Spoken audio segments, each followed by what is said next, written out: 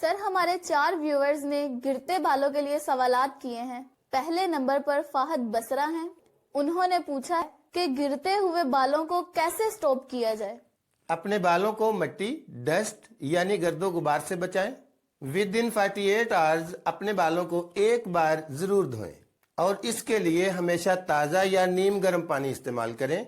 ज्यादा गर्म पानी बालों के लिए बहुत ज्यादा नुकसान का बायस बनता है। इसके अलावा आर्टिफिशियल ग़िज़ाओं की बजाय नेचुरल ग़िज़ाओं को तरजीह दें।